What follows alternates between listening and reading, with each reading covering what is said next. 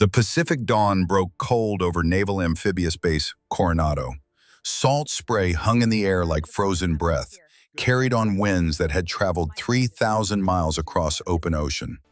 Lieutenant Mackenzie Reeves stood at the edge of the kill house, watching 30 BUD/S candidates prepare for another day of hell. She was 26 years old, 5'3" in boots, 125 pounds soaking wet, the only woman in DevGru. The kill house loomed behind her, a concrete maze designed to break men. 4 stories of kill zones and fatal angles, narrow corridors that punished hesitation, rooms configured to reward precision and speed in equal measure. This morning, like every morning for the past 2 years, it would teach the difference between those who talked about being warriors and those who bled to become them. Mac checked her watch. 07:58, 2 minutes until the German delegation arrived. She did not want to think about that, did not want to think about General Wilhelm Steiner and his very public opinions about women in special operations.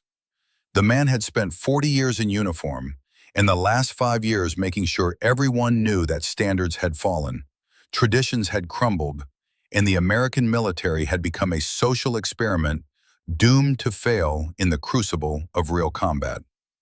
Today he would tour Coronado. Today she would smile and say nothing.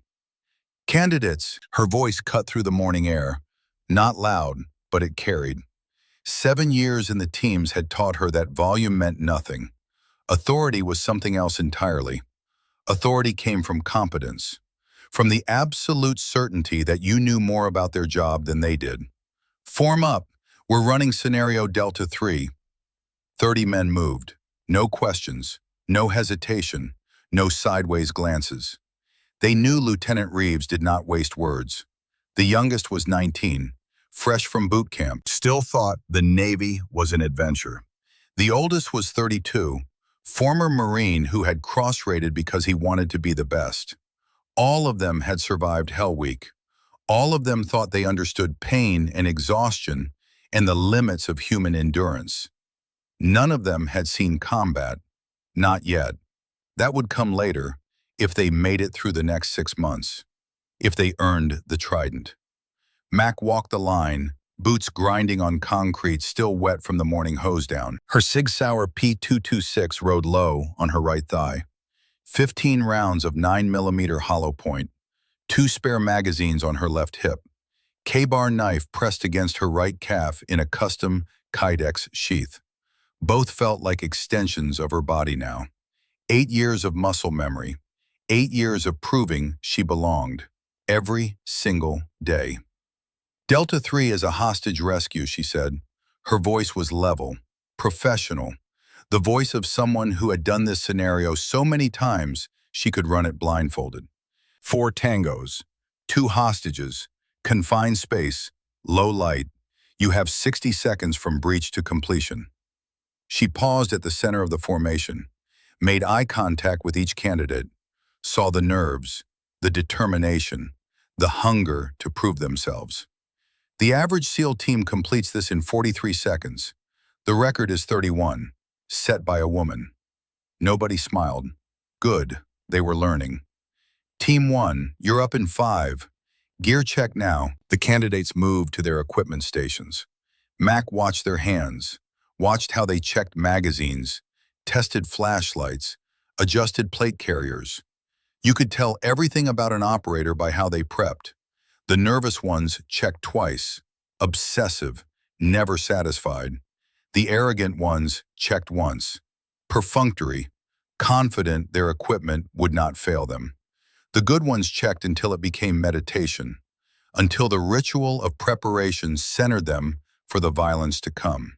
Footsteps behind her. She knew those footsteps, had known them for 2 years, could identify them in a crowd of 1,000 people. Morning, Teddy.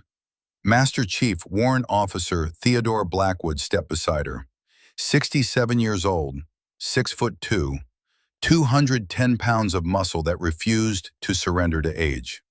Built like a man who had spent 4 decades refusing to quit, His face was weathered stone, deep lines around his eyes from squinting at targets in 100 different countries. Eyes that were winter gray, sharp, missing nothing. A scar ran from his left temple to his jaw, a gift from Mogadishu, back when the world was younger and wars had different names. "They ready?" he asked. "No." "Good. Ready men don't learn. Ready men get complacent. Complacent men die." Teddy had served in Grenada when Mac was negative 14 years old, had jumped into Panama when she was still impossible, had rolled through the Iraqi desert during Desert Storm while she was learning to walk. 43 years in uniform, 4 combat deployments before most people counted, 2 silver stars, a Navy Cross he never talked about, never displayed, kept in a drawer somewhere because the memory of earning it was more painful than proud. In 7 days he would retire. Mac was not ready for that either. "Delegation arrives at 0800, Teddy said. "Base commander wants you at the welcome ceremony." "I'm running training." "I know. He wants you there anyway." Mac's jaw tightened. She knew what this was. Optics. Lieutenant Commander Reeves, the breakthrough. The proof that the military had evolved. That the 21st century was different. Stand there. Look professional. Be seen. Be the symbol of progress. Do not speak unless spoken to. Do not embarrass anyone. Do not prove the critics right. Steiner requested the tour specifically, Teddy continued. His voice was flat. Careful. The tone he used when delivering news he knew would piss her off. "Wants to see our training pipeline. Wants to observe BUD/S instruction. Wants to evaluate whether American standards have been maintained or compromised. Wants to see if we've gone soft. Probably." The first team entered the kill house. Mac and Teddy watched in silence as muzzle flashes strobed through the windows. Suppressed gunfire cracked like breaking bones. Sharp, percussive, the sound of controlled violence. 12 seconds in, someone shouted, "Clear!" Too early. "Candidate Martinez just got his hostage killed," Teddy observed. "I know." They would run it again and again until Martinez understood that speed without precision was just murder with extra steps. Until he understood that in the real world, that hostage had a family, had people who loved them, had a life that ended because he was 3 seconds too eager to declare victory. Teddy pulled something from his pocket, a photograph, old, creased. The colors had faded to ghosts. The emulsion was cracking at the edges. Somalia, 1993. Mac had seen it before. Teddy kept it in his office, tucked into the frame of his Ranger tab. In the photo, 10 men stood in front of a Black Hawk. Young, invincible, grinning at the camera like they owned the world, ready to fight a battle they did not yet understand. 2 of them had died 3 days after the photo was taken. "You ever tell the story about Mogadishu?" Teddy asked. "You've told it." "Not the real one." Mac glanced at him. Teddy was still watching the kill house, but his eyes were somewhere else. Somewhere 13,000 miles away in 32 years in the past. "October 3rd, 1993, he said. "We were hunting a warlord named Aidid. Intel said his lieutenants were meeting in a building near the Bakara market. Simple op, fast rope in from helicopters. Snatch the targets, exfil by ground convoy, 15 minutes, tops. Inside the kill house, Team 1 finished their run. 58 seconds, 2 hostages dead, 4 candidates looking sick. I was Delta then," Teddy continued, 28 years old, thought I was bulletproof, thought I had all the answers. Thought that training and equipment and American superiority meant we couldn't lose. He turned the photograph over in his hands. Careful, reverent. We hit the building fast, grabbed our targets, then the whole city came alive. RPGs, small arms, thousands of Somalis pouring into the streets. We were outnumbered 50-1. Black Hawk down, Max said quietly. 2 of them, Super 6-1 and Super 6-4. both shot down within blocks of each other. We had to secure the crash sites, had to protect the crews, had to hold ground in the middle of a city that wanted us dead. Teddy's voice went quieter, harder. My team was tasked with securing an intersection, 3 blocks from the first crash site. We took up position in a building, 3-story structure, good fields of fire, good cover. I was running the show, calling shots. Everything by the book, everything perfect. He paused. Then I saw a Somali technical, a pickup with a mounted machine gun, racing toward us, maybe 200 meters out. I had a clear shot with my M4. Center mass on the driver. Easy kill. But I hesitated, wanted to be sure, wanted positive ID on whether it was a combatant or civilian vehicle. Wanted to do it perfect. Wanted to follow the rules of engagement exactly. The photograph trembled in his hands.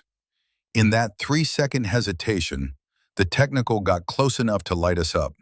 50 cal rounds started tearing through our building like paper, like we weren't even there. My spotter, kid named Danny Holbrook from Tennessee, 22 years old, married with a baby daughter he'd never met, took a round through the neck, dead before he hit the floor. Second man, Ramirez, caught shrapnel from a ricochet in the femoral, bled out in my arms while I tried to stop the bleeding with my bare hands. Teddy folded the photograph, put it back in his pocket. I learned something that day, Mac. Arrogance kills operators. Pride kills soldiers. I wanted to be perfect, and it cost 2 men their lives. You know what saved the rest of us? What? Discipline. We fell back on training, did what we knew. No heroes, no glory, no trying to be perfect. Just the fundamentals, executed under fire. One action at a time, one decision at a time, until we made it through the night. Team 2 was entering the kill house now. Mac could hear their breathing over the radio. Fast, nervous, hearts pounding. "Why are you telling me this?" she asked. Teddy looked at her, really looked at her, the way a father looks at a daughter before she does something dangerous. "Because today's going to be hard," he said. "Steiner's going to push, going to test, going to try to prove his point that women don't belong. And you're going to want to prove him wrong. You're going to want to be perfect, to show him and everyone watching that you're better than his doubts." "I am perfect." The corner of Teddy's mouth twitched, almost a smile. "I know, but perfect isn't enough when someone's trying to break you. When someone's trying to use you as a symbol of everything they think is wrong, discipline is. Remember that. Remember why you're here. Not to prove Steiner wrong, but to train these kids to survive combat." He turned and walked toward the kill house entrance. "Besides," he called over his shoulder, "your old man would have told you the same thing, probably with more cursing, but same message." Mac's chest tightened. Her father, Master Chief Daniel Reeves, 23 years in the teams, 3 deployments to Iraq, 2 to Afghanistan, a warrior who had taught her to shoot before she could ride a bike, who had shown her that strength came in many forms. On his 4th Afghan deployment, August 15, 2012, his convoy hit an IED outside Sangin. The blast cratered a section of road the size of a swimming pool.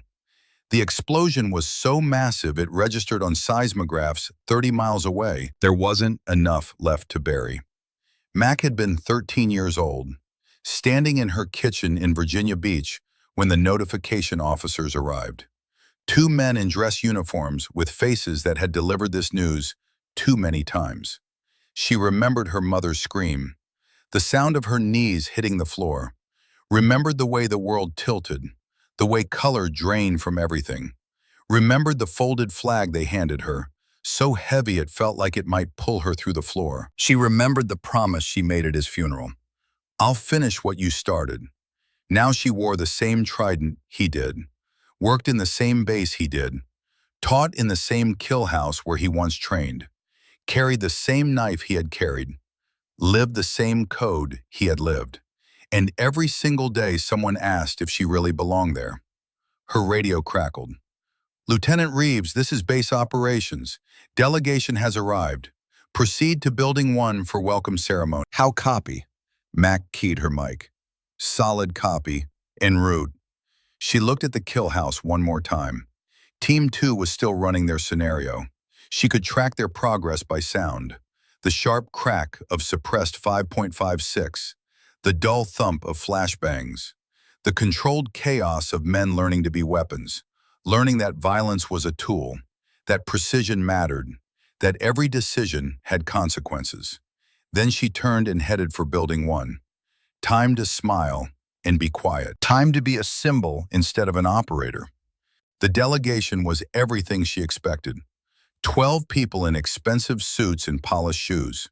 Faces that had never seen combat, but had made careers discussing it in conference rooms and policy papers. They stood in a cluster near the base commander's office, sipping coffee from china cups and making small talk about budgets and bilateral cooperation and shared strategic interests. At the center stood General Wilhelm Steiner, 65 years old, ramrod posture that made him seem taller than his 6 feet, iron gray hair cut to Prussian precision, 4 stars on his shoulders that he had earned through 4 decades of service, 40 years in the Bundeswehr, including command positions in Kosovo, Afghanistan, and Mali. Currently serving as head of Germany's Special Operations Command, a position of immense responsibility and influence. He had kind eyes. That made it worse. Mac had read his interviews, watched his speeches on YouTube, read transcripts of his testimony before parliamentary committees. The man was not a misogynist in the traditional sense. He did not hate women. He did not think they were inferior human beings. He just believed, deeply, fundamentally, with the certainty of 4 decades of experience, that combat was a male domain, that physical standards mattered, that social engineering had no place in units where lives depended on raw capability, where the margin between success and catastrophic failure was measured in pounds of gear carried and hours of physical endurance. He believed women made teams weaker, and he said so, often, publicly, in measured, reasonable tones that made his position sound like common sense rather than discrimination.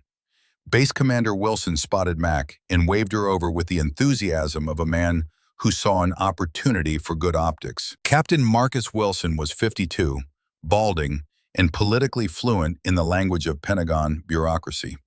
He had spent more time in the Pentagon than in combat zones, and it showed in the way he moved, like a man navigating minefields made of egos and optics rather than explosives. "Lieutenant Reeves," Wilson said warmly, performing for the audience. "Thank you for joining us. General Steiner, allow me to introduce Lieutenant Commander Mackenzie Reeves. She's one of our senior CQB instructors and the first female operator selected for DEVGRU." Steiner's eyes moved to her, measured her, not with malice, with clinical assessment, the way a scientist might examine an interesting specimen, noting her height, her build, calculating whether the physics of combat could accommodate someone her size. "Lieutenant Commander," he said. His English was flawless, barely touched by accent, the product of years at international military schools. "Your reputation precedes you." "General," Mac kept her voice neutral, professional. "I understand you completed BUD/S in 2020, Class 348. "Yes, sir." "One of 19 graduates from an initial class of 142. "Yes, sir." "And the only woman." There it was, the weight behind the words, the unspoken implication. "Yes, sir." Steiner nodded slowly. "Impressive. The attrition rate for BUD/S remains among the highest of any military training program in the world. Completing it requires significant dedication." It was a compliment wrapped in condescension. Dedication, not capability, not strength, not the same raw physical and mental toughness that men brought. Dedication, as if she had simply wanted it more, as if willpower could substitute for capability. Max said nothing. One of the German delegation, A colonel whose name tag read Fisher spoke up. General Steiner has been quite vocal about maintaining traditional standards in special operations. I'm sure you're aware of his concerns regarding integrated combat units. I've read his statements, Max said evenly. And? Fisher pressed, clearly looking for a quote he could use later. Do you have thoughts on his position? Mac looked at Fisher, then at Steiner, then at Commander Wilson, whose expression screamed, "Don't make this political. Don't give them ammunition. Don't embarrass the Navy." With respect, Mac said, my thoughts are that I pass the same standards as every man in my class. I execute the same missions. I carry the same weight. I meet the same physical requirements. If the general believes standards have fallen, he's welcome to review our training metrics. They're a matter of public record. Fisher's eyebrows rose. Steiner's expression did not change. Perhaps that would be instructive, Steiner said. Commander Wilson, I would very much like to observe Lieutenant Commander Reeves conducting training. It would provide valuable context for our discussions about integrated special operations units. Wilson's smile went tight. Of course, General. I'm sure that can be arranged. Excellent. I propose a demonstration, a practical exercise. Steiner turned to Mac, direct eye contact, challenging. You are currently instructing BUD/S candidates in close quarters battle, correct? Yes, sir. Then let us see this instruction in action. Select your 3 most proficient candidates, the best 3 in your current class. You will engage them in a live training scenario. He paused. This will demonstrate whether your standards produce capable operators or merely graduates who can pass tests. The room went quiet. Every person in the delegation understood what was happening.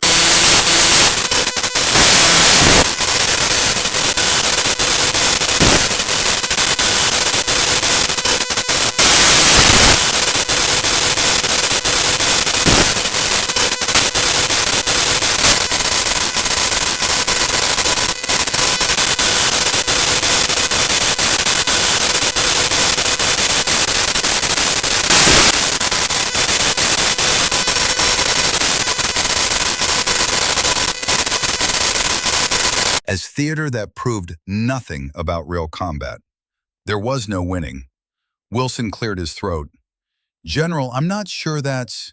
I accept, Max said. Wilson's eyes widened. Steiner's narrowed.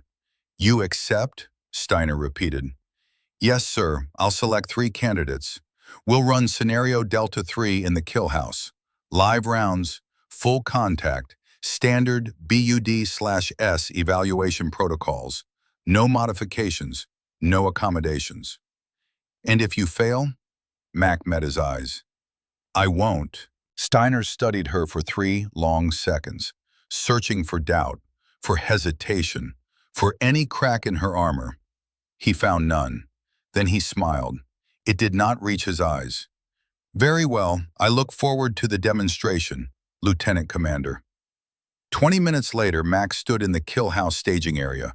Word had spread fast through the base. What should have been a routine training day had become an audience event, a spectacle. 40 off-duty SEALs lined the observation deck, men she had trained with, deployed with, bled with.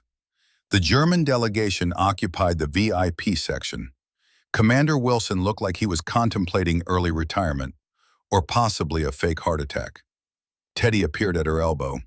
You didn't have to accept, he said quietly. Yeah, I did. 3 against 1, live rounds. You're going to hurt those kids. Better me than combat. Better they learn the lesson here where mistakes only hurt pride. Teddy grunted. He knew she was right. The 3 candidates she had selected, Martinez, Kowalski, and Henderson, were the best in Class 351. Fast, strong, technically proficient. All of them outweighed Mac by at least 60 pounds. All of them were hungry to prove themselves, to show the instructors they belonged, and all of them were about to learn a lesson they would never forget. The kill house scenario was simple. 4-room structure, low light conditions simulating night operations.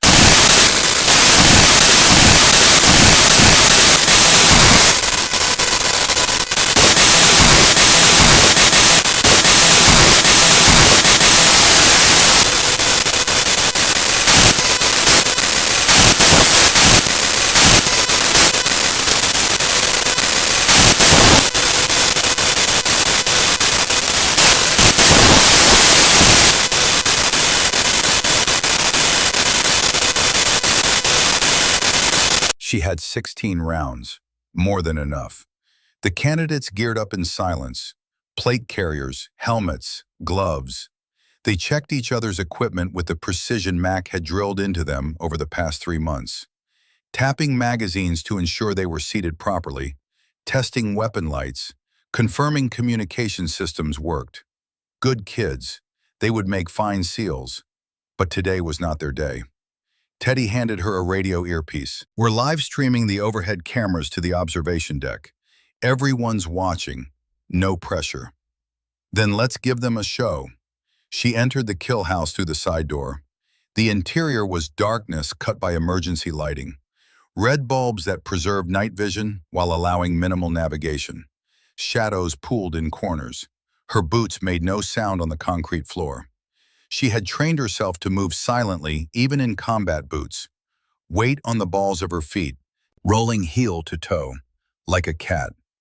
Room 1 was small, 8 by 10 feet, a table, 2 chairs, one doorway leading deeper into the structure. A configuration designed to force decisions, to create angles and opportunities. Mac positioned herself behind the door, controlled her breathing, let her heart rate drop from 60 beats per minute to 50. This was meditation. This was home. This was where she lived. Through the wall, she heard the candidates stacking up at the main entrance, heard Martinez's voice over the radio giving commands. Martinez's voice, calm and professional. Breaching in 3, 2, 1. The door exploded inward. Flash bang. Mac had already closed her eyes, turned her head. The concussion wave washed over her, felt like being slapped by an invisible hand. The light bled through her eyelids, bright enough to see through skin. Then she moved. Martinez came through first. Fast, weapon up, scanning left, textbook entry, everything she had taught him. Mac was on his right, in his blind spot. She struck his weapon hand with her left palm, redirecting his muzzle toward the floor, controlling the weapon. Her right hand shot up, palm heel strike to his chin. Not hard enough to injure, not hard enough to concuss, hard enough to stun, to disrupt his OODA loop. Observe, orient, decide, act. Martinez staggered. Max swept his legs. Simple foot sweep. He went down hard. 1. Kowalski was already entering, trying to get an angle. Good instinct. But Mac had moved. She put Martinez's falling body between herself and Kowalski's line of fire. Kowalski hesitated. Fatal mistake. In that half-second of hesitation, Mac closed the distance. 3 steps. Grabbed Kowalski's weapon by the barrel, pushed it toward the ceiling, controlled the muzzle, drove her knee into his thigh, dead leg. Kowalski's leg buckled. Mac transitioned to a standing armbar, controlling his weapon and his balance simultaneously. She swept his opposite leg. 2. Henderson came in aggressive, smart. He did not try to shoot, did not try to get an angle. He went physical, trying to tackle her while Kowalski was falling. Using momentum, using his size advantage. Mac released Kowalski and dropped her weight, bent her knees, lowered her center of gravity. Henderson's arms closed on empty air. His momentum carried him forward, over her. Mac rose inside his center of gravity, hooked his neck with her right arm, and used his own momentum to throw him into the wall. Not hard enough to injure, hard enough to educate, hard enough to remember. Henderson hit the wall, bounced, went to one knee, disoriented. Mac had her SIG leveled at his chest. Perfect sight picture, finger on trigger. Bang, she said softly. 43 seconds. Exactly. The room was silent except for 3 BUD/S candidates trying to remember how to breathe, trying to process what had just happened, how someone half their size had put all 3 of them down in less time than it took to tie a boot. Max saved her weapon, extended a hand to Martinez, pulled him up. Not gloating, not celebrating, professional. Good entry speed, she said. Clean breach. But you scanned left first. Always scan your strong side first when you're point man. Your weapon's already oriented that direction. Saves half a second. In combat, that half second is your life. She helped Kowalski to his feet. You hesitated when Martinez went down. I know he's your swim buddy. I know every instinct says to help him. But in a real gunfight, hesitation kills both of you. You move through contact. You neutralize the threat. Then you help your buddy. Not before. Finally, Henderson. You made the right call going physical. Good tactical decision. But you came in high. Should have gone low. Taken my legs. Height advantage means nothing if you can't establish base. If you can't get leverage. Remember that. The three candidates nodded. They looked shaken, but their eyes were bright. They were learning. That was the point. That was always the point. Mac led them out of the kill house. The observation deck was completely silent. 40 SEALs who had expected to see her struggle, who had maybe even expected to see her fail, who now understood exactly why she wore the trident. General Steiner stood at the railing. His face was stone, unreadable. Commander Wilson looked like he might kiss her, or cry, or both. The off-duty SEALs were grinning. A few started clapping, then more. Within seconds, the entire observation deck erupted. Applause, cheers, whistles. Mac ignored it, walked to the equipment rack, started removing her gear, unloading her weapon, going through the ritual of post-exercise procedures. Steiner descended from the observation deck, approached her. The applause died like someone had flipped a switch. "Lieutenant Commander," he said. "General, that was impressive. Thank you, sir." However, he paused, let the word hang. Training drills are controlled environments. Cooperative opponents who know they're in a drill. Predictable scenarios with known parameters. Real combat is chaos. Real bullets don't care about technique. Real enemies don't stop fighting when you hit them once. Mac finished unloading her SIG, cleared the chamber, locked the slide back, met his eyes. "With respect, General, real bullets kill the same whether you're male or female. The only question is, who aims better? Who moves better? Who thinks better under stress? Size matters. I won't pretend it doesn't, but technique and training and decision-making matter more." Steiner's jaw tightened. "Standards exist for a reason, Lieutenant Commander. Physical standards, psychological standards. They are not arbitrary barriers designed to exclude. They are requirements forged in blood, forged in the lessons of warriors who died because their teammates were not capable enough. When I see those standards lowered to accommodate social goals, I see future casualties. I see coffins. I see Gold Star families. I didn't ask for lowered standards, sir. I asked for a chance to meet them, the same standards, not modified, not adjusted, the same. And you believe you have? I know I have." Steiner shook his head slowly. "You are young, confident. You have succeeded in training, in controlled environments. But training is not war. War strips away pretense, reveals truth.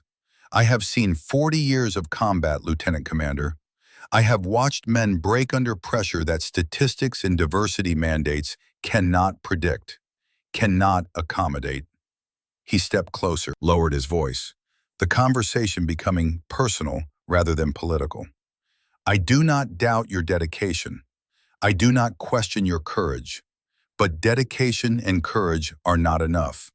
When your teammate is wounded and you must carry him 2 kilometers under fire through mud and darkness, dedication will not make you stronger.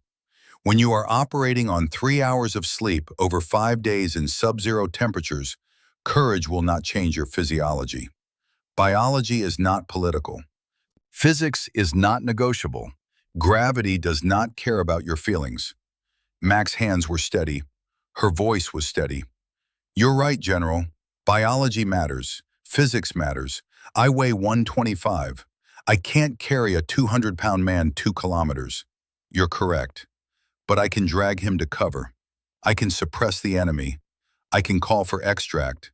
I can provide covering fire while stronger teammates move him. I can outshoot, outthink, and outmaneuver operators twice my size because I've spent 8 years learning how to turn disadvantages into weapons. How to make my size an asset rather than a liability. She paused. You've seen 40 years of combat. I respect that. I respect your experience and your service.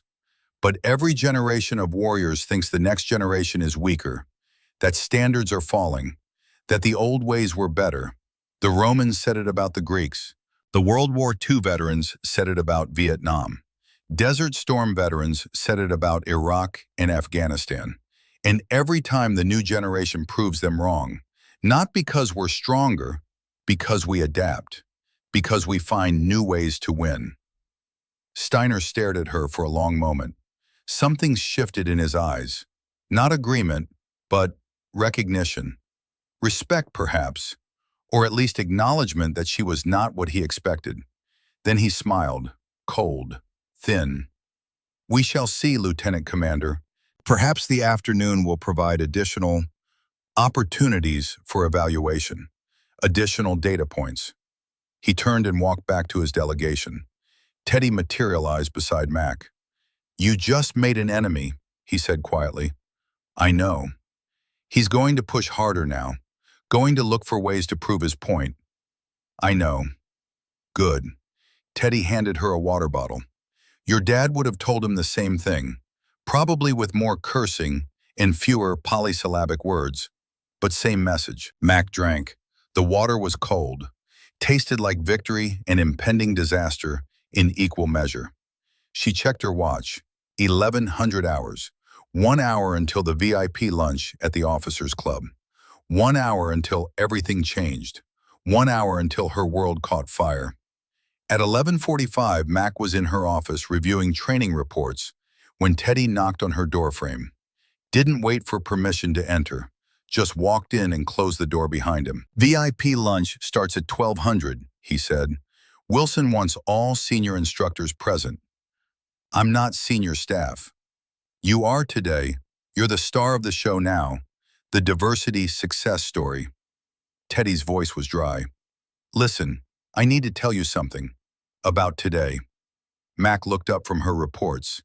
Teddy's face was serious, more serious than usual. The expression he got when something was very wrong. What? I've been doing this for 43 years, he said slowly. I know how to read people, how to read situations, how to feel when something's off. And something feels off about this delegation. Off how? I can't explain it, but my gut says something's wrong. He pulled out his phone, showed her photographs he had taken during the morning tour. Look at these 4 men. They're listed as security personnel for the German delegation, close protection specialists. Max studied the photos. 4 men in civilian clothes, expensive suits, professional demeanor, nothing obviously wrong. What am I looking for? Their hands. Look at their trigger fingers. Zoom in. She zoomed in, saw it immediately. Calluses. The distinctive pattern that came from thousands of repetitions, drawing and firing. The specific hardening of skin that only came from one activity. These were not bodyguards who trained occasionally. These were operators who lived on the range. Could be legitimate security, she said. Close protection teams train constantly. Maybe, but look at this.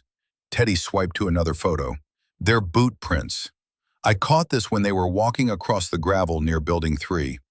The prints were wrong, too deep. The depth you got from tactical boots, heavy soles, not the dress shoes they appeared to be wearing, which meant they were wearing tactical boots under their suit pants. You think they're threats? I think they're professionals pretending not to be. Teddy pocketed his phone. I already flagged it with base security. They're running background checks, full workups. How much time? 2 hours, maybe 3. Background checks take time when you're dealing with foreign nationals, even allied foreign nationals. Mac's instincts prickled. The lunch is in 15 minutes. I know. If they're hostiles, that's when they'll move. Maximum VIPs, controlled environment, Easy lockdown. Everyone focused on food and conversation instead of security. That's what I'm thinking. Teddy met her eyes. I want you armed at that lunch. Full loadout. Protocol says we don't carry during diplomatic functions, but screw protocol. I'd rather apologize later than bury people now. If Wilson sees me, I'll handle Wilson. I've been handling Wilsons for 40 years. You just be ready. Mac nodded, started pulling gear from her locker. Sig P226, 2 spare magazines, K-bar, knife in ankle sheath. Her hands moved automatically, but her mind was racing through scenarios, threat assessments, response options. If Teddy was right, if this was a threat, then the next hour would be critical, would be the difference between everyone going home and a tragedy that would dominate news cycles for months. If he was wrong, she would spend the afternoon apologizing to Commander Wilson for carrying weapons to a diplomatic lunch, for creating an international incident over paranoia. Either way, she would be ready, because her father had taught her something that no training manual ever could. Trust your gut, trust your training, and when in doubt, be the most dangerous person in the room.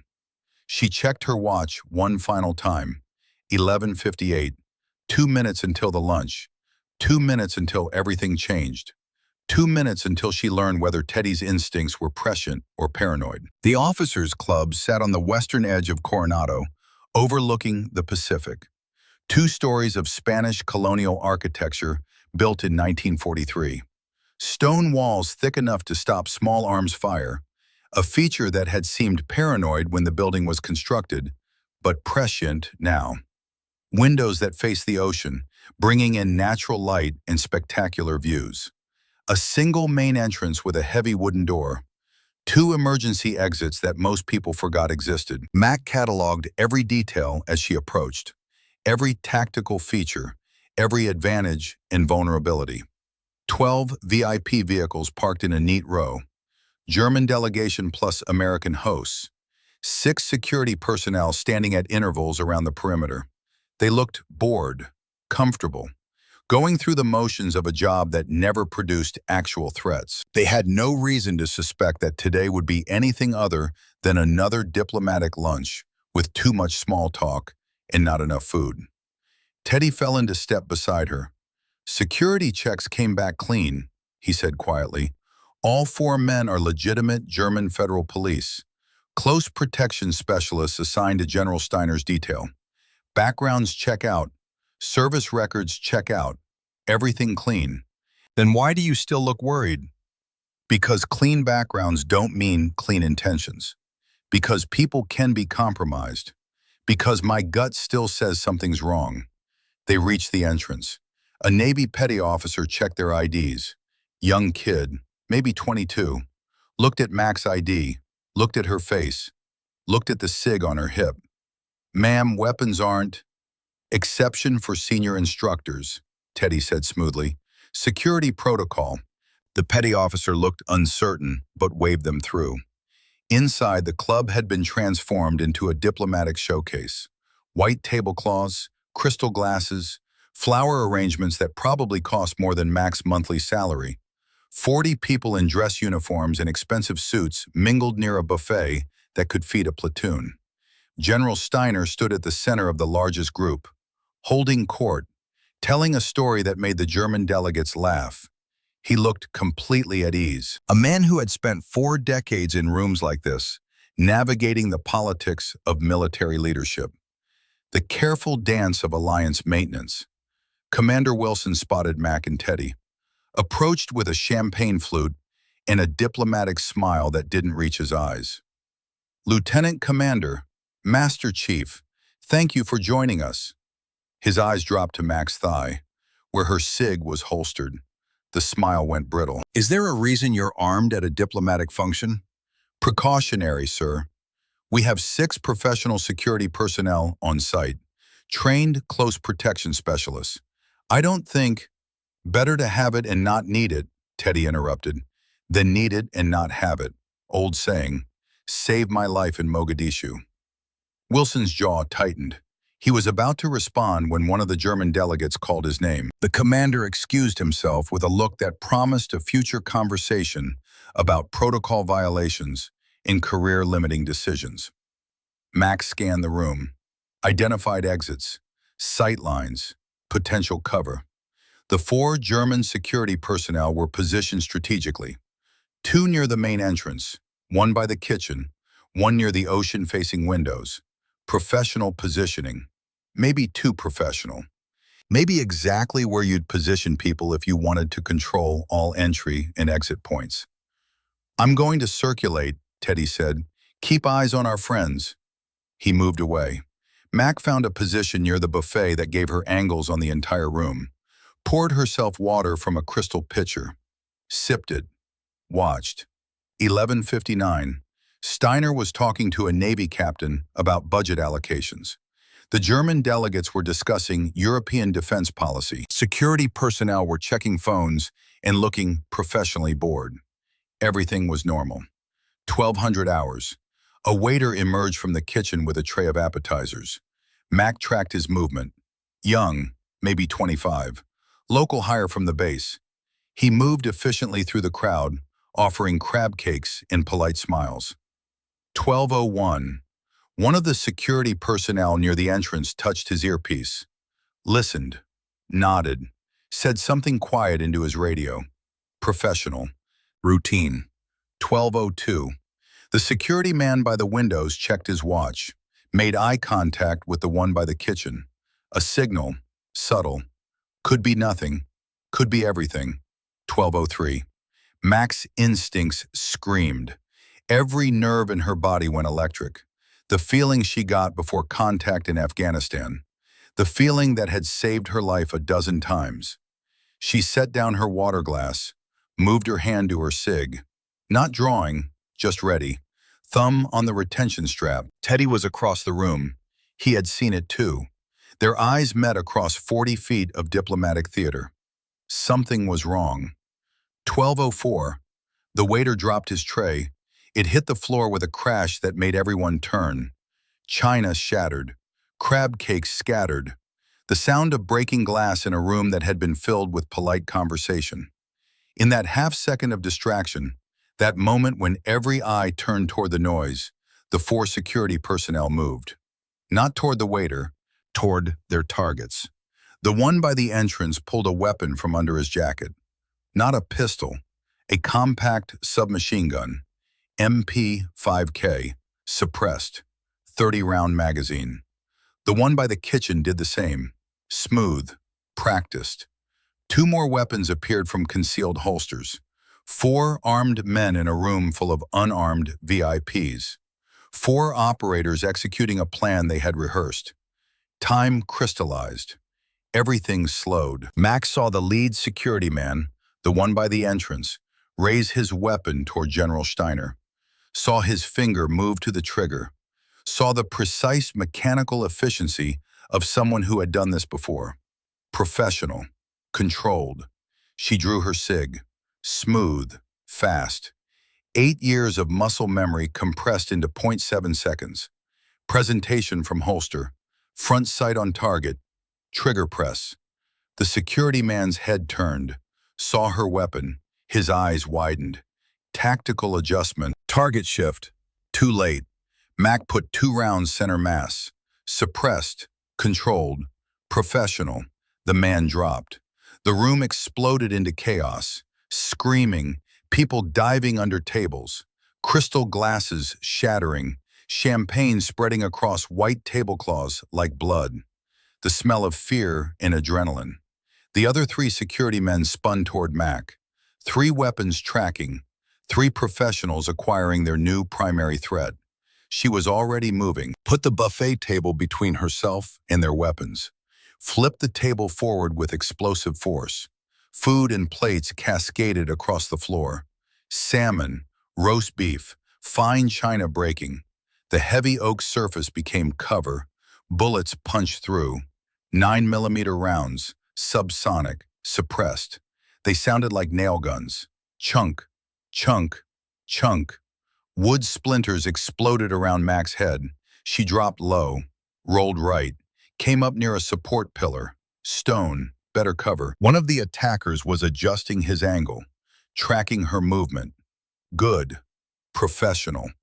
Mac put 3 rounds into his profile. Head, neck, shoulder. He spun, fell, dead before he hit the floor. 2 down, 6 left. Wait, 6? There had been 4 security personnel. She had dropped 2. That should leave 2. But she was taking fire from 4 positions now, which meant more attackers, which meant this was bigger than she thought, which meant this wasn't 4 compromised security personnel. This was a planned operation with backup, with redundancy, with professional planning. Teddy's voice cut through the chaos. Mac, kitchen. She looked, saw 2 more armed men emerging from the kitchen. Not German security, different faces, different builds, same professional efficiency, same weapons, same purpose. One of them was dragging someone, a woman, mid-20s, blonde hair, expensive dress, fighting, struggling. Greta Steiner, the general's daughter. Mac's tactical assessment took 1 second. 8 attackers total, 2 down, 6 active, all armed with MP5Ks. Professional training, professional planning, professional execution. This was not a random attack. This was a planned operation. Reconnaissance, infiltration, target acquisition, execution. They had come for Greta Steiner. The lunch was just the opportunity, the moment of maximum vulnerability, maximum targets, maximum chaos. One of the attackers near the entrance was speaking into a radio.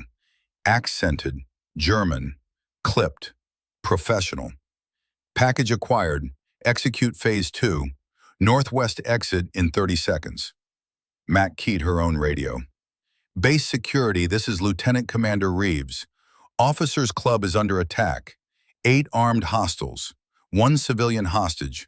Request immediate QRF and lockdown protocol. Static. She tried again. Base security, how copy? Nothing. The attackers had jammed communications. Of course they had. Professional planning, professional execution. Mac's mind raced through options. 6 attackers, 1 hostage. They were moving toward the northwest exit, the service entrance that led to the kitchen and the loading dock. Vehicles would be waiting there. Once they got Greta outside this building, she was gone. Extraction vehicles, multiple routes off base, contingencies and backups. Mac had maybe 20 seconds to stop them. 20 seconds to save Greta Steiner's life. She glanced across the room. Teddy had taken cover behind the bar. He had acquired a weapon from one of the downed attackers. MP5K. Their eyes met. Teddy pointed to himself, then to the main entrance. Message clear. He would cut off their primary escape route, force them toward the northwest exit where Mac could intercept. Classic L-shaped ambush. Mac nodded, moved. She came out from behind the pillar fast and low. 2 attackers were covering the main entrance. Both turned. Professional, synchronized, brought weapons up. Mac put 4 rounds downrange. Controlled pairs, 2 per target. Mozambique drill, center mass. Both men dropped. 4 down, 4 left. But her SIG was dry. 16 rounds expended. Slide lock back. She had 2 spare magazines. Dropped the empty, reloaded while moving. Tactical reload, muscle memory. Took cover behind an overturned table. The remaining 4 attackers were dragging Greta toward the kitchen. 1 was on point, clearing the path. 1 had the hostage, 1 arm around her throat, using her as a mobile shield. 2 were providing rear security, suppressing fire, keeping Mac pinned. Professional tactics, military training, special operations level. The point man saw Mac, fired a burst, 5 rounds stitched across the floor where she had been standing half a second earlier. Close, too close. She returned fire. 3 rounds. The point man dove behind a pillar. Good reflexes. Greta was screaming behind the gag, fighting. The attacker holding her had 1 arm locked around her throat. Tight, controlled, using her as a shield. Smart, difficult target picture. Mac could not risk the shot. Too much chance of hitting Greta. Too much liability. The kitchen door was 20 feet away. Once they got through it, they would have multiple exits, multiple routes, multiple opportunities to extract their target and disappear into prepared escape plans. She had to stop them here, now, in this room. The two rear security men were laying down, suppressing fire, keeping Mac pinned, keeping Teddy pinned. Professional fire discipline, short bursts, controlled, giving their team time to move, to extract, to complete the mission. Mac assessed her angles. The support pillars in the room created a lattice of cover and concealment. She could move through them, get closer, but it would take time. Time she did not have. Time Greta did not have. Then she saw it, the chandelier, massive, crystal, ornate, hanging from a chain directly above the attacker's path to the kitchen. 300 pounds of crystal and wrought iron suspended by a single chain. One shot, impossible shot. Mac aimed, not at the attackers, at the chain mount where it connected to the ceiling. 12 feet up, 2-inch target, moving shooters beneath it. Civilian hostage in the potential fall zone. Impossible shot under perfect conditions. Insane shot under fire. Unless you were a SEAL who had spent 8 years making impossible shots, who had put 10,000 rounds downrange practicing the fundamentals, who understood ballistics and trajectory and how to make bullets go exactly where you wanted them. Mac exhaled, slow, controlled. Let her heart rate drop from the adrenaline spike. From 120 beats per minute back down to 80. Found the stillness between chaos, the calm center that her father had taught her to find, the place where her father had lived, the place where bullets went exactly where you told them to. She fired. 1 round. The bullet hit the chain mount. Metal sparked. The chain held for 1 second. 2. Steel under tension. Groaning. Then it snapped. 300 pounds of crystal and iron dropped like the judgment of God. The attackers looked up, saw death falling. Too late. The chandelier hit like an artillery strike. One attacker went down immediately, crushed under 300 pounds. Spine shattered, dead instantly. The second was clipped on the shoulder, spun, lost his grip on his weapon, disoriented. The man holding Greta stumbled. The impact threw him off balance. His grip loosened for half a second. Greta drove her elbow into his ribs. Hard, desperate, broke free, ran. Mac was already moving. Closed the distance while the attackers were still processing what had happened. Put 2 rounds into the man on the ground. Confirmed kill. 1 round into the one who had lost his weapon. Center mass. The last man, the one who had been holding Greta, spun toward Mac. Combat veteran. Professional.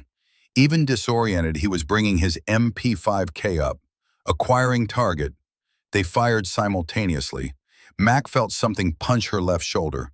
Not pain yet, just impact, pressure. Her round took the attacker in the throat, trachea, carotid. He dropped, choking, drowning in his own blood. 8 attackers, 8 down. The room was silent except for sobbing and the ringing in Mac's ears. Tinnitus from suppressed weapons in an enclosed space. She looked at her shoulder. Blood was spreading across her uniform, through and through. Clean wound, painful but not fatal. Entry and exit, no bone damage. She had been lucky, incredibly lucky. Greta was crouched behind a table, shaking, crying, alive. General Steiner emerged from behind cover. His face was pale, shocked. He stared at the bodies, 8 corpses in expensive suits, at his daughter, at Mac, at the impossible thing that had just happened. "Lieutenant Commander," he said, his voice was raw. You saved her." "Get her out," Mac said, professional, mission-focused. "Use the main entrance. Base security should be responding by now. Locked down in the administration building. But even as she said it, she knew something was wrong. The tactical picture was incomplete. 8 attackers for a kidnapping operation? Too many. Too much redundancy for a simple snatch and grab. 8 attackers inside the club. Professional operation. Communications jammed. Multiple backup operators. This was phase 1, which meant there was a phase 2, which meant this wasn't over.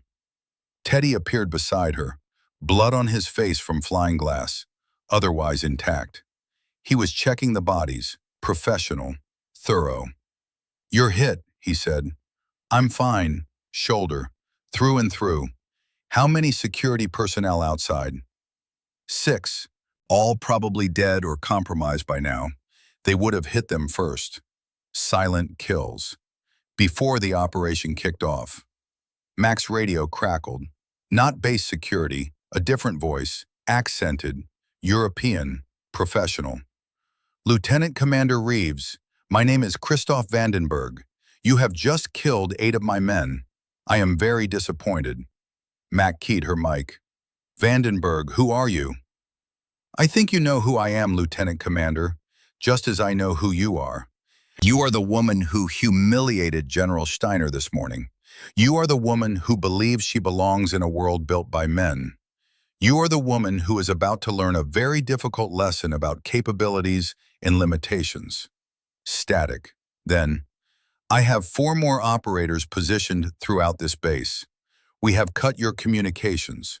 We have disabled your security systems. In approximately 8 minutes, your quick reaction force will arrive. Too late to matter. By then, I will have Greta Steiner in a vehicle, traveling to an extraction point you will never find."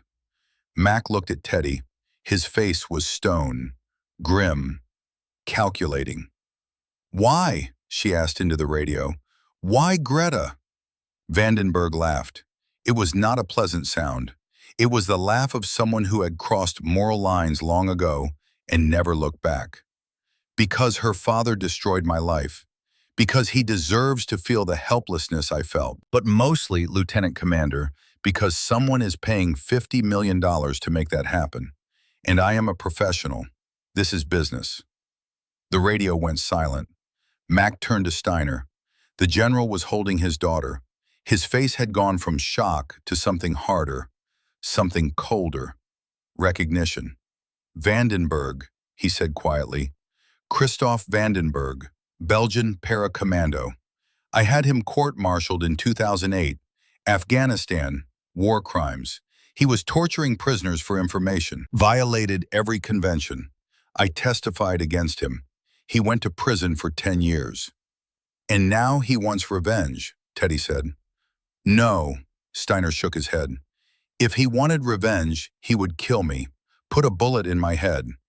This is worse. He wants me to suffer, to watch my daughter disappear, to spend the rest of my life knowing she is out there, somewhere, being used as leverage, or worse."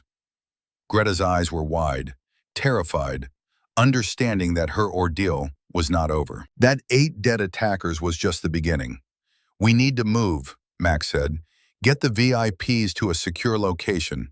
Teddy, can you organize that?" "Already on it."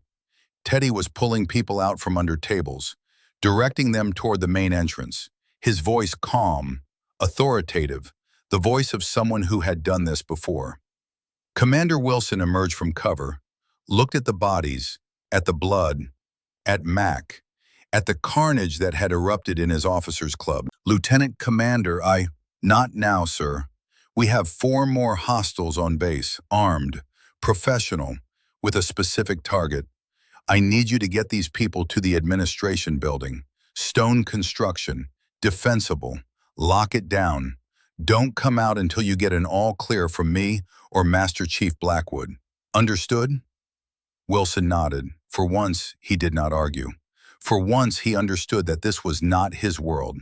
This was the world of operators who lived in violence. Mac turned to Steiner. "General, I need you to go with them." "Absolutely not." "Sir, that man has my daughter in his sights. I will not hide while others fight."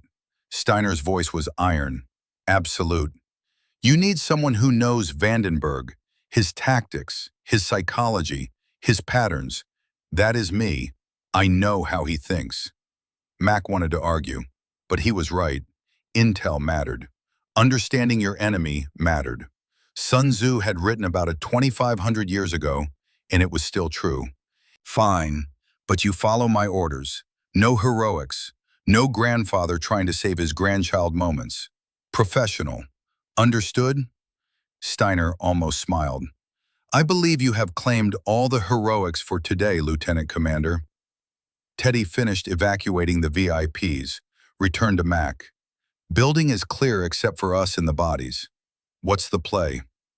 Mac checked her shoulder. The bleeding had slowed. Clotting. She would need stitches eventually. Antibiotics, proper wound care. But 31 rounds total between her SIG and spare mag. Not enough. We know this base better than they do. We know the terrain, the buildings, the shortcuts, the places civilians don't know about. That's our advantage. Steiner spoke up. Vandenberg is methodical, paranoid. He will have planned multiple extraction routes, primary, secondary, tertiary, contingencies for every contingency. We need to determine which one he is using and interdict before he executes. How? Teddy asked. By understanding his psychology. Vandenberg was a maritime operations specialist before his court-martial. Trained in coastal raiding, he is most comfortable on water. If I were planning this extraction, I would use the marina. Fast boats, difficult to track, multiple escape routes once you reach open ocean. Mac nodded. It made tactical sense. The marina was isolated, multiple boat options, unlimited escape vectors once you hit the Pacific. The marine fish, no computers that could be hacked, pure mechanical reliability, steel and diesel and American engineering from when things were built to last. They piled in, Mac driving, Teddy riding shotgun with an acquired MP5K from one of the dead attackers. Steiner and Greta in the back, the general's arm around his daughter, protective, determined. Where are we going? Steiner asked. Armory first, Max said. We need better weapons, better gear, body armor. Then we head to the marina and end this. She put the Humvee in gear, pulled out of the parking area, tires squealing. They made it 200 yards before the shooting started. Bullets stitched across the Humvee's hood. Sparks flew. Metal on metal. Mac jerked the wheel right, put a building between them and the shooter. Cover. Concealment. Rooftop, Teddy called out. 11 o'clock. Single shooter. Sniper position. Suppressing fire, Mac ordered. Teddy leaned out the window, sent a burst toward the rooftop. The shooter ducked. Mac accelerated, put distance between them and the threat. Speed and movement, the universal counter-sniper tactics. That's one of the 4, Teddy said. 3 to go. They reached the armory 2 minutes later. Mac pulled the Humvee around back, out of sight from the main roads, out of direct line of fire. Killed the engine. Stay in the vehicle, she told Greta and Steiner. Lock the doors. Anyone comes near who's not us, you drive away. Understood? Greta nodded, terrified but determined. She and Teddy entered the armory through the rear entrance. Mac's credentials still worked.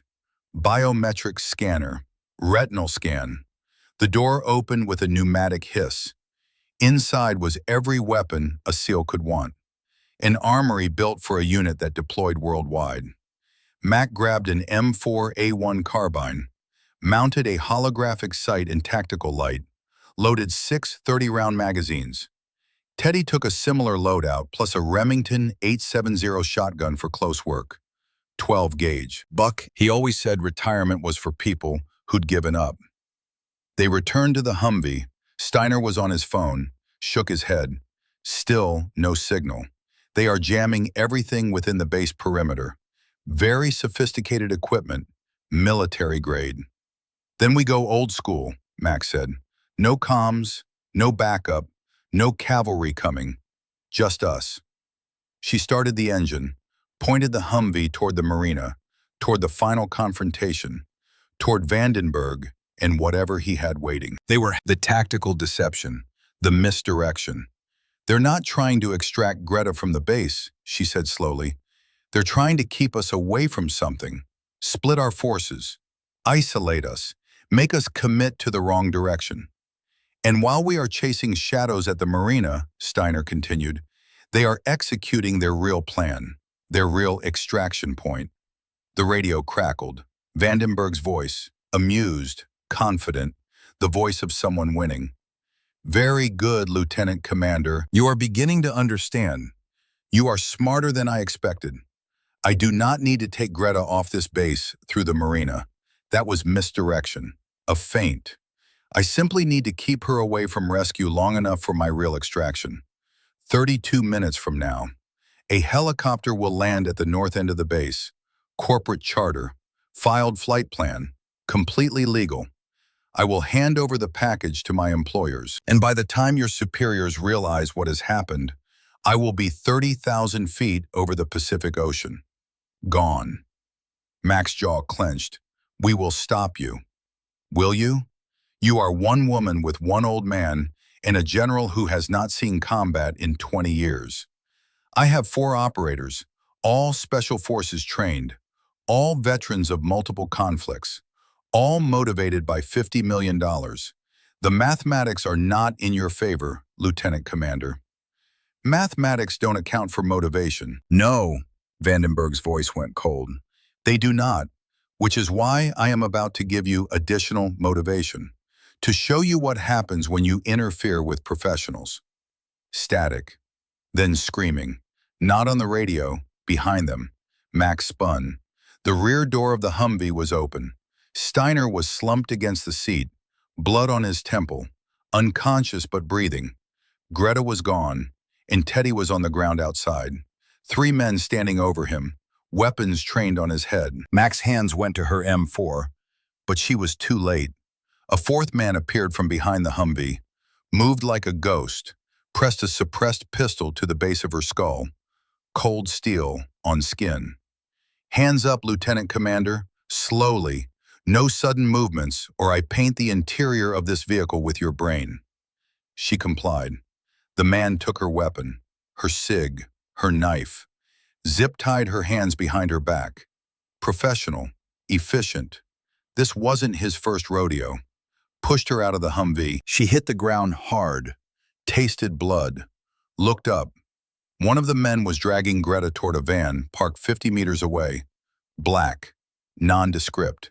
The young woman was fighting, screaming, making it difficult, but it did not matter.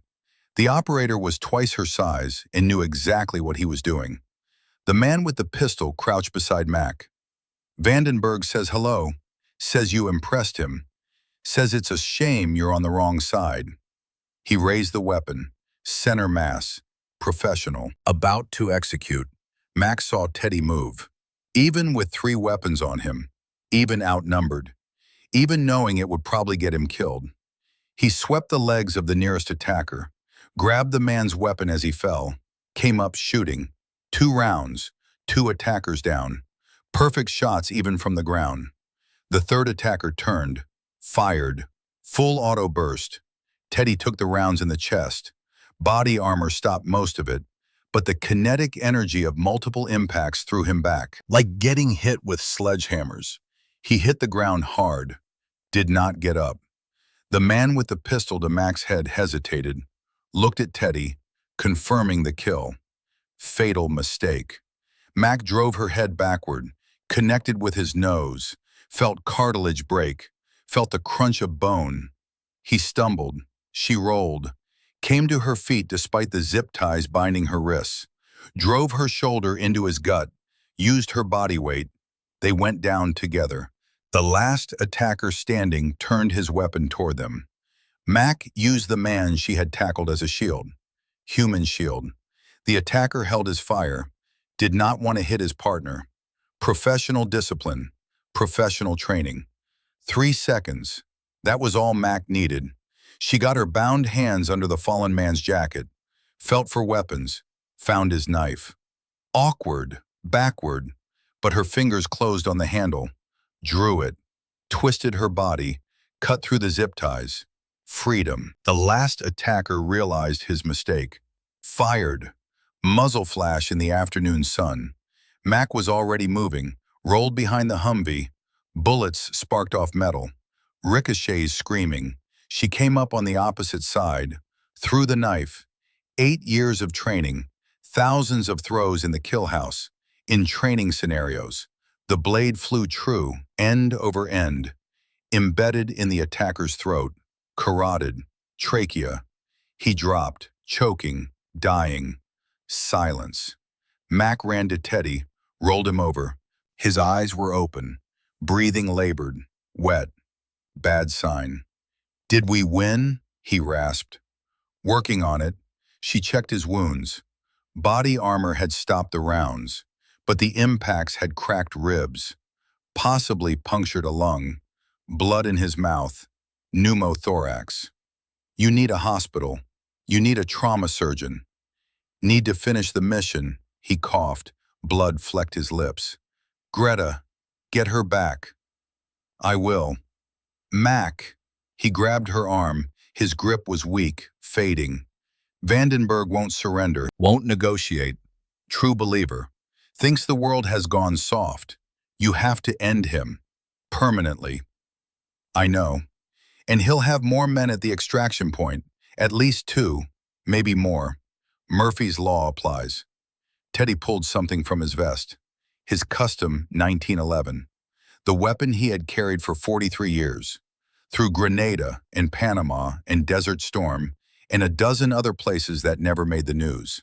7 rounds of .45 caliber authority, each round hand-loaded, match grade. "Your dad gave me this when I made Master Chief. Told me to give it to someone who earned it, someone worthy of carrying it forward. You've earned it, kid." Mac took the weapon, felt its weight, its history, the lives it had saved and taken. "I'll bring it back." "Bring yourself back. The gun I can replace, you I cannot." She heard sirens. Finally, the base QRF was responding. 8 minutes too late, but coming now. Better late than never. Steiner was stirring in the Humvee, groaning, conscious but disoriented. He would have a concussion, possible subdural hematoma, but he would live. Mac looked at the van where they had taken Greta. Gone.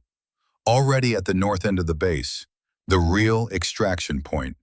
The helicopter, the $50 million payday. 32 minutes, Vandenberg had said. She checked her watch. 26 minutes remaining. 26 minutes to save Greta's life. To stop Vandenberg. To end this. Mac retrieved her weapons from the dead attackers. M4, SIG, knife. Checked her ammunition. 4 magazines left for the M4. 120 rounds. 1 for the SIG, 15 rounds, plus Teddy's 1911. 7 rounds of big-bore American stopping power. 142 rounds total. Against Vandenberg and however many operators he had left. Against a professional with decades of experience and nothing to lose. Bad odds. But she had faced bad odds before. She had lived bad odds. She climbed back into the Humvee, started the engine. The vehicle was shot to hell, but still ran. American engineering at its finest. Teddy called out weakly, "Mac, wait for backup. QRF is 2 minutes out." No time. Greta doesn't have 2 minutes. She put the Humvee in gear, pointed it north, toward the helipad, toward the final confrontation. Pressed the accelerator to the floor. The north end of Coronado was industrial. Warehouses, storage facilities, a helipad used for cargo deliveries and occasional VIP transport. Remote, isolated, perfect for a clandestine extraction where you didn't want witnesses. Mac pushed the Humvee to 70 miles per hour on the base roads, blew through stop signs, did not care about traffic regulations, did not care about anything except getting to Greta before that helicopter arrived. 22 minutes.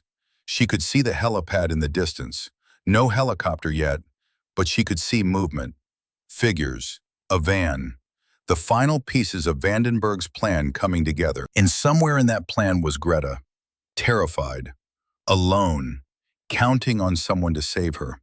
Mac killed her speed 200 meters out, abandoned the Humvee behind a warehouse, approached on foot, quiet, professional, using every piece of cover, every shadow, every lesson learned over 8 years. The helipad was surrounded by a chain-link fence, 12 feet high, topped with razor wire, single-access gate. Beyond it, an open tarmac area maybe 100 meters square. Nowhere to hide once you were inside the perimeter. In the center stood a man she knew had to be Christoph Vandenberg, 6'1", early 40s, military bearing, square jaw, scarred hands. He wore tactical gear but moved with the confidence of someone who had spent 2 decades perfecting violence.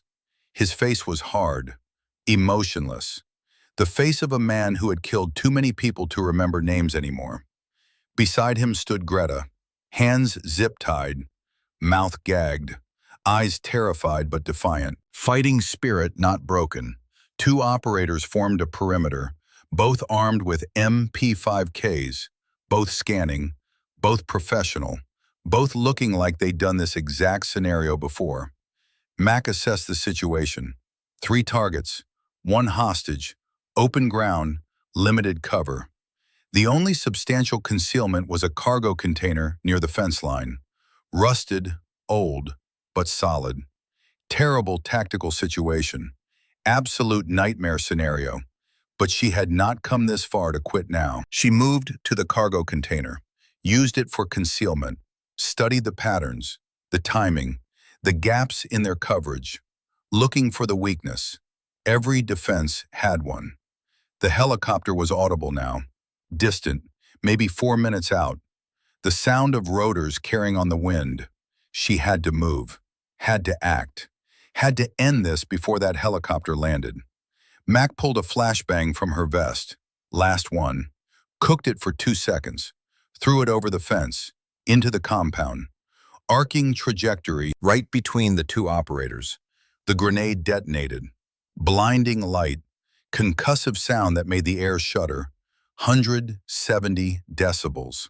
Both operators stumbled, disoriented, hands going to their faces. Training fighting physiology. Mac went over the fence in 4 seconds. 12 feet, fingers in chain link, feet finding purchase, up and over, landed inside the perimeter, came up shooting. The first operator was recovering faster than expected. Good genetics, good training, bringing his weapon up even while half blind. Too slow. Mac put 3 rounds center mass. Mozambique drill, 2 chest, 1 head. He dropped. The second operator had better reflexes, better recovery time. He dove behind cover, the van. Returned fire even while still half blind. Training, muscle memory, professional instincts. Bullets cracked past Mac's head. Close, too close. She rolled, came up behind the cargo container. Assessed, calculated. 1 operator still active. Vandenberg had grabbed Greta, was dragging her toward the van. Fast, efficient, using her as a shield, moving to secondary extraction point, contingency plan kicking in. The helicopter was closer now, maybe 2 minutes out, maybe 90 seconds. Mac leaned around the container. The remaining operator was advancing, using proper fire and movement tactics, covering his approach with short controlled bursts. Professional, deadly. She waited, let him close the distance, watched his pattern. Every operator had one, a rhythm, a tell, something you could exploit if you were patient enough. There, a gap. Half a second where he transitioned between positions, where he had to move his weapon from one sector to another. Physics, biology, unavoidable. Mac took it, fired. 4 rounds, rapid but controlled. Compressed surprise break. 3 hit. The operator went down. Dead before his brain registered what happened. Just Vandenberg now, one-on-one. He had reached the van. Was trying to get Greta inside while keeping her as a shield. One-handed, weapon in the other hand. Difficult, but he was managing it. Professional training, professional execution. Max sprinted across the tarmac, closed the distance, 50 meters, 40, 30, running on pure adrenaline now, shoulder wounds screaming, ribs protesting, body demanding she stop. She ignored it all. Vandenberg saw her coming, made a decision, dropped Greta, brought his weapon up, full attention on Mac, accepting the tactical trade. Neutralize the threat, secure the package second. They fired simultaneously. Mac dove, felt rounds pass overhead, close enough to feel the pressure wave, the sonic crack. Her shots hit the van, sparked off metal, missed. She rolled, came up, fired again. Click, empty, 30 rounds expended. Vandenberg smiled, cold, predatory, started to advance. He had her now. No cover, no ammunition, nowhere to go. You fought well, he said, accent thick, Belgian French. But this is over. Mac dropped the M4, drew Teddy's 1911. 7 rounds of .45 caliber authority, old school, reliable, American steel in American engineering. The smile vanished from Vandenberg's face. He fired, full auto burst from his MP5K, 20 rounds in 2 seconds. Mac was already moving, diving left. The rounds tracked her, but she was faster. Smaller target, harder to hit.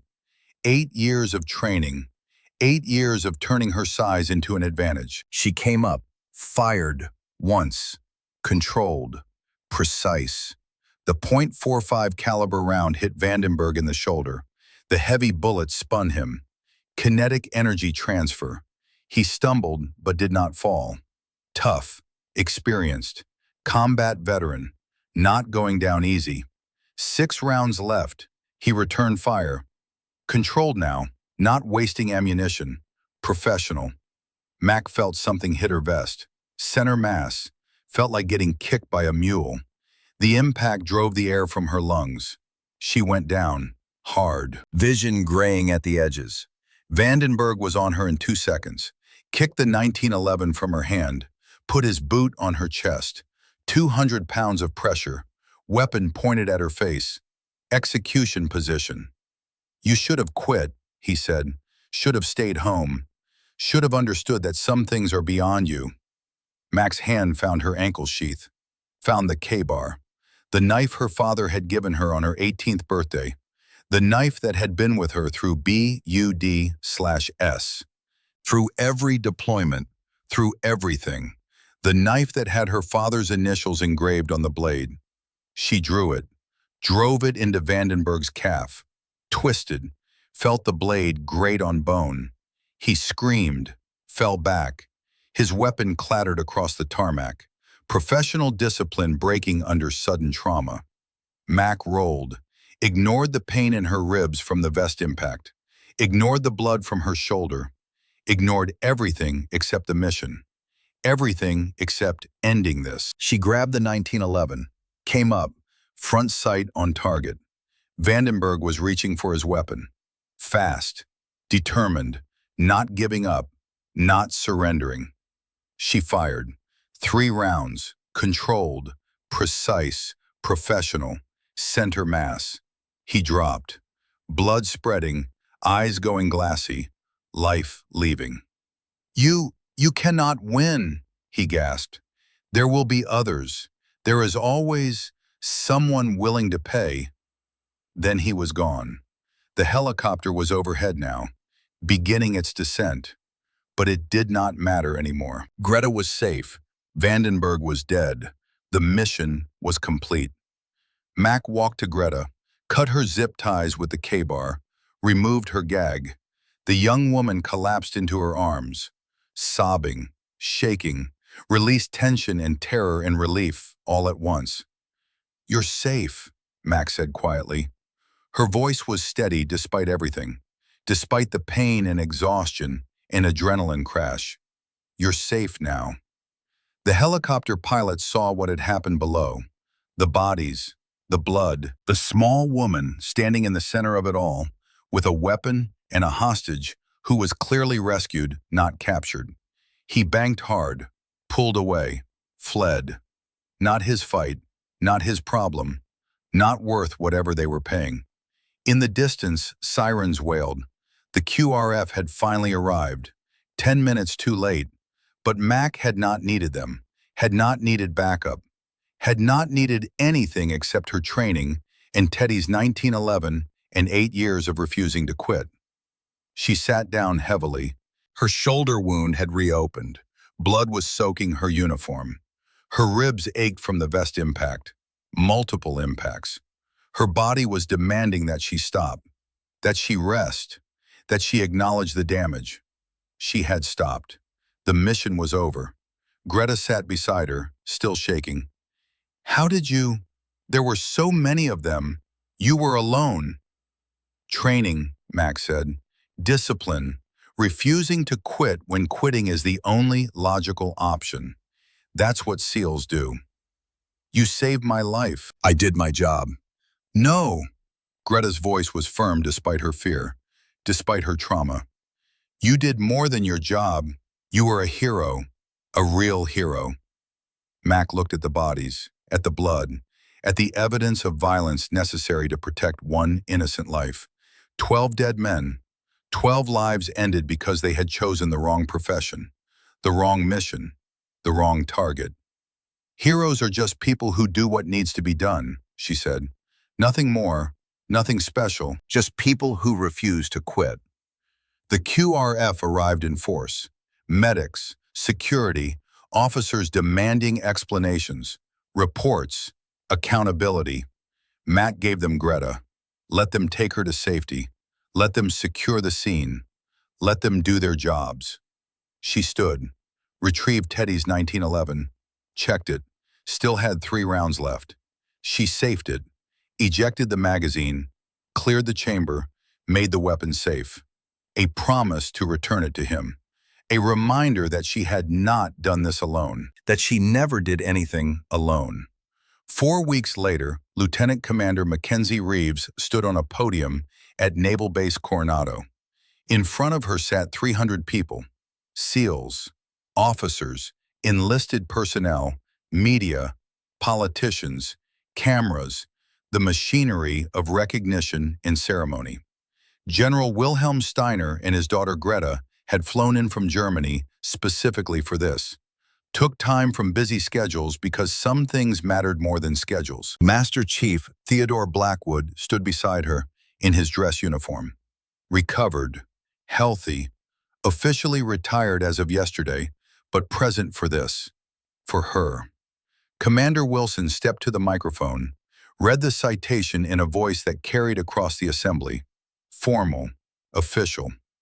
For extraordinary heroism in action against an armed enemy force, Lieutenant Commander Mackenzie Reeves, while serving as a combat instructor at Naval Amphibious Base Coronado, single-handedly engaged and neutralized 12 hostile combatants during a coordinated terror attack.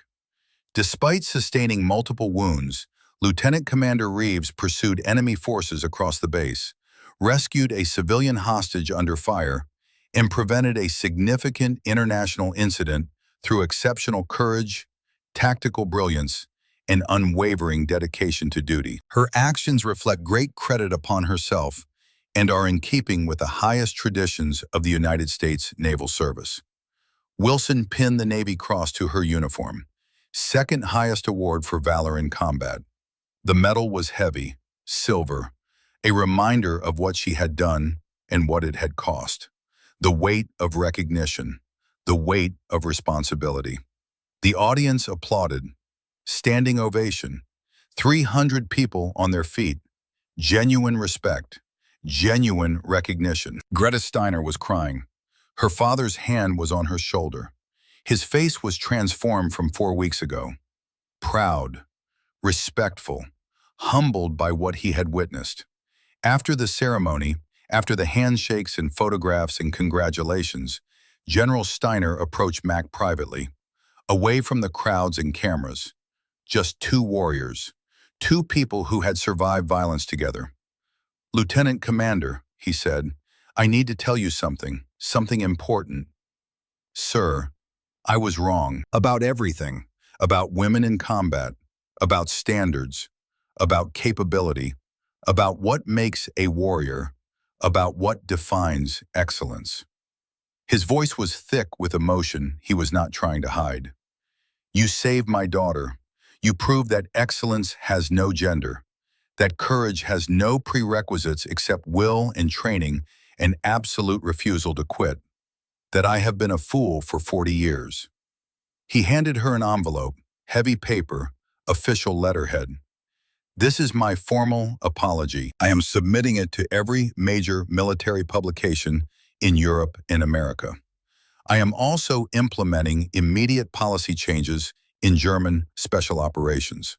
Full integration, equal standards, no exceptions, no modifications, because of you, because of what you showed me about the future of warfare.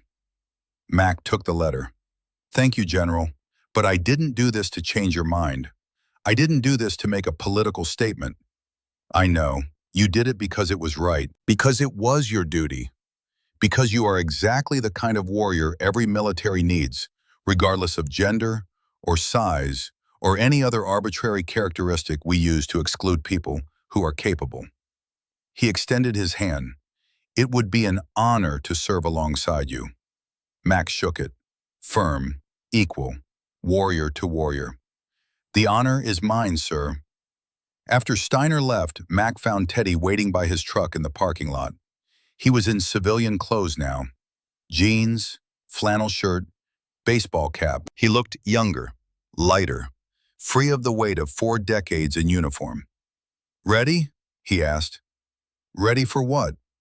Our new venture, Reeves Blackwood Security Solutions. Equal partners, equal say, equal split. He grinned. We have our first case. The people who hired Vandenberg, the ones who put up $50 million, the buyers. We're going to find them. Make sure they understand that money doesn't buy immunity from justice, that some debts get paid in full. Max smiled. You sure about this? Retirement was supposed to be peaceful. Golf, fishing, grandkids. Peace is overrated. Purpose is what matters. Purpose is what keeps you alive. Your dad knew that, lived it every day. Teddy opened the passenger door for her. Besides, your dad would haunt me if I let you do this alone. We're partners now. Partners protect each other. Partners finish the mission. Partners, Mac nodded. Like the sound of it, like the future it implied. They drove off base together, toward their new future, toward the endless mission that never really ended for warriors who understood what it meant to serve, what it meant to protect, what it meant to refuse to quit when quitting was the easy option. Behind them, Coronado continued its rhythms. BUD/S candidates suffered through training. New SEALs earned their tridents. The machine of military excellence ground forward, training the next generation, building the next warriors. And somewhere in that process, a young woman would show up, scared, determined, ready to prove she belonged, ready to face the same skepticism, the same doubt, the same requirement to be exceptional. Mac hoped she would have an easier path, but she knew she would not. Knew that every generation of female warriors would face the same challenges, the same questions, the same burden of proof. That was fine, because exceptional was what the teams needed. Exceptional was what she had become. As they drove toward the highway, Teddy looked over at her, studied her profile. You know what you did, right? You changed the world. One person at a time, one belief at a time, one demonstration of excellence at a time.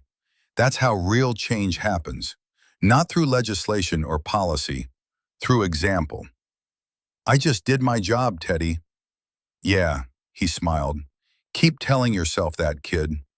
The road stretched ahead, full of missions yet to come, full of people who needed protecting, full of justice that needed delivering, full of the endless purpose that defined warriors who refused to quit. They had work to do, and they were ready, because that was who they were. Warriors who understood that excellence had no gender, only standards, and they exceeded every one.